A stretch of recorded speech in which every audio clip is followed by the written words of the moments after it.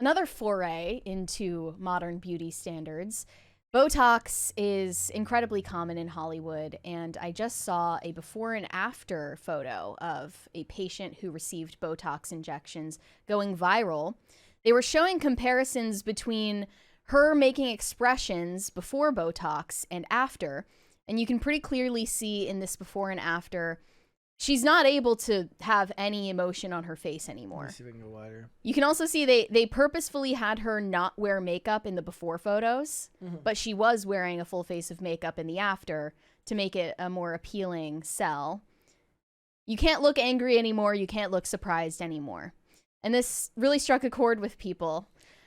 Here were some of the responses. One person said, "The practice of paralyzing facial muscles to mute our natural expressions is, I think, a way patriarchal beauty standards erase women's individuality in favor of constructing a docile feminine existence."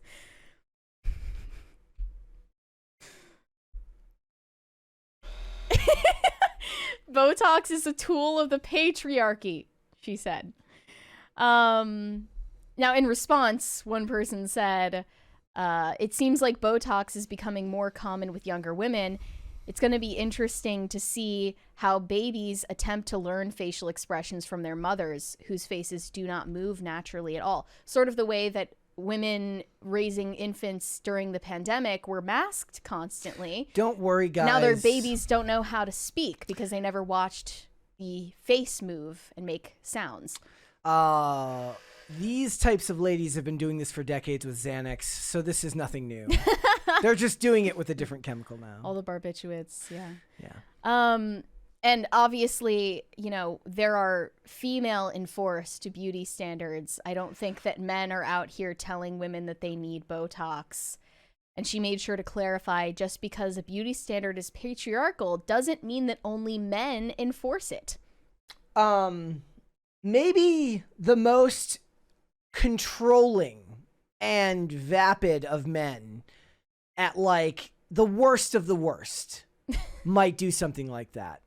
99.9999% of men on earth would rather they actually here's the thing, you always talk about how men aren't mind readers, but we'd be a little bit closer if we could actually see what your facial expression was. See, maybe the problem is that they're like, why can't he read my mind? But it's actually, well, it's not just that I can't read your mind, it's that I can't understand when you're actually mad anyways, because your face doesn't move. Most men aren't interested in that.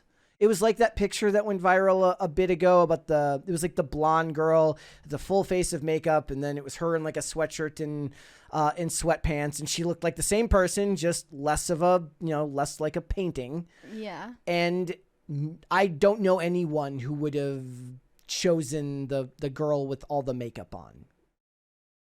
Well, it depends on the type of man you're trying to attract at the end of the day. So it's more, well, we were talking yesterday about that list of icks that guy made, which was, I was like, first of all, making a list of icks is really, really embarrassing to begin with. Yeah. But secondly, it's like, you don't think of them as icks, what you think of them as indicative of other personality types. So it is true that it doesn't necessarily mean that, you know, if so, I don't even remember what some of them were, but, you know, somebody who wears a ton of makeup and wears expensive clothes isn't necessarily not your type, but it is indicative of a personality type on a broader scale that might not signal to you a good match. Sure. That's not judgment of that person. It's just that we die if we don't learn how to like recognize something before it gets to us. Mm-hmm. Right? I remember a few of them. One was driving like for women, driving a Nissan or a Jeep. Because if she drives a Nissan, then she's like a nurse's aide and she has kids named Aiden, Braden, and Zayden. Now that's a broad scale generalization that I'm making based off memetics, but you know, stereotypes exist for a reason. You could make the same thing about dudes. If he wears, if he takes the selfie with sunglasses in the car and he's got a monster hat on and he holds the camera down here, he's a divorced dad of 2. Or if he has a souped up pickup truck, he might be compensating for something. Again, like south. it's not indicative of that person specifically. No. It's indicative of larger trends. Or like eyelash extensions was another one on the list, I guess. No dude. Like even like, and you've made the point before. You said they notice subconsciously. Yeah. Okay, yeah, but that means that actually proves the point. He's not asking for you to do that. And even if you didn't do that, he's not going to know how to verbalize that he liked it because he doesn't know they're there. Mm-hmm. Well, I just think that in an era where people, especially young people who are stunted socially, have enough trouble reading social cues from other human beings, the worst thing you could do for yourself is freeze your face so that you can't show someone that you're angry at them, or you can't show someone that you're not feeling their vibe. Like, you're actually doing yourself no favors in that regard. And I do believe that a lot of public figures, be them celebrities, politicians, they're going to regret down the line doing this to themselves. There was a recent appearance that Laura Trump did on Fox that got a lot of negative feedback because she noticeably has a lot of work done on her face, including Botox.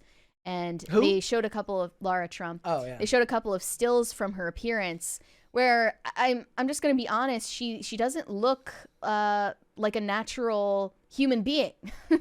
In the second one, especially. Yeah. In motion, like here's the thing. In photos, maybe you could make Botox seem like a good idea. In motion, people are very disturbed by it. See, I get to make this joke because my eyes are very close together, but her eyes look like they're playing tug of war and running towards opposite directions. I can make that joke because my eyes get made fun of too. Yeah, you're in the clear there. But Meghan Trainor was another celebrity who talked about her regret doing Botox. She said that basically she didn't realize, or she wasn't warned, the consequence would be you can't smile. Here we go. I got too much Botox and I need help. I'm a happy person here. I'm holding a puppy, and I don't look. Oh, she's doing the thing where the little bit on the side of the mouth like doesn't quite close. Yeah. Happy. I look like I smelled someone's fart. Help me. I think you're faking it. This is how happy I can dude, get. Dude, it's frozen. Hear people say, the trainers have beautiful smiles. Yeah. So we don't need to adjust anything. You know what this did teach me? What It did taught teach me you? my smile does light up a room, and It when it's does. not there, it is a dim light.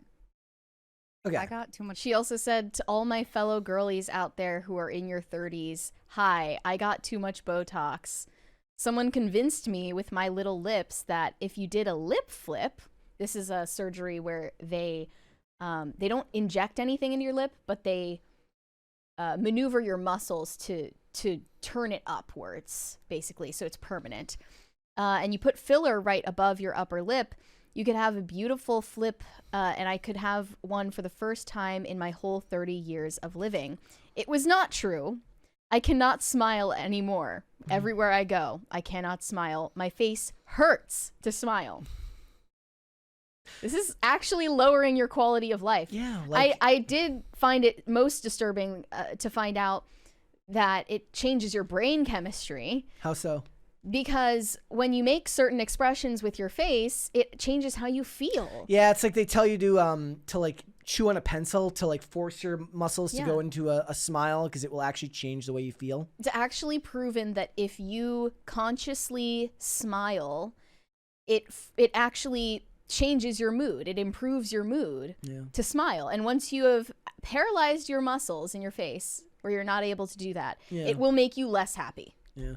I do feel for women in these situations, given that men, it's like, look, I'm 38 and I'm going to age in whatever way my face ages, and that's going to be fine. And I make the comparison all the time. I said men grow into their faces in Hollywood and women grow out of them. It's an unfortunate truth that the roles that end up being important in Hollywood for men tend to be roles of authority: politicians, CEOs, CIA agents, businessmen. And you grow into that role because you have more authority when your face looks to be a little bit more weathered, like you've seen some shit. Sure. Right? And women women, it starts at the other direction, and then they have to work constantly to prevent it from going away, and they're kind of on this ticking clock. And I do feel bad for them in that respect, but it's a lie when they say like there's no roles for older women now. Like Michelle Yeoh be making money, okay, every day. Michelle Yeoh is making a ton of money in Hollywood. There's a lot of people. Jamie Nicole Lee Kidman, Curtis, Demi Moore. Nicole Kidman was one of the top 10 highest grossing actors of 2024. There's roles for them, and all of them, you know, they've done work and they look young enough. I guess Michelle Yeoh looks like she's kind of just let herself age as she is. Mm-hmm. But, you know, it's not like Nicole Kidman hasn't probably had some work done. For That's sure. fine. Yeah. So I do feel for the women that get into that business and then... But it isn't just the women, though. No. I've seen it go terribly wrong for men as well. I mean, just look at Matt Gaetz. Like, he looks like an alien. What did I say? It's giving Men in Black. And look at Zac Efron before he got his fillers dissolved. He looked insane. And then Leonardo DiCaprio almost certainly has gotten injectables, and he looks extremely bloated. Yeah. It's not a good choice no matter who you are. Yeah, I just I feel for them, but it's also it's a certain level of vanity and wanting to be able to control your career as long as possible. I wonder how many of them like kind of like the idea of like, oh, you want me to play the, because remember back in the day 30-year-olds were playing high school characters, and they don't really do that as much anymore. No, right? The 30-year-olds are looking 40. It's like there's like they wanted you to believe that this guy was in high school. He's got like a bald spot in the back. That was true for Euphoria. They had Yeah. all people in their late 20s playing 16-year-olds, and it was just utterly ridiculous. Yeah. Thanks for watching. Listen to full episodes of Pop Culture Crisis on Spotify. Keep up with us on social media and make sure you subscribe and ring that bell so you never miss the show. Bye, guys.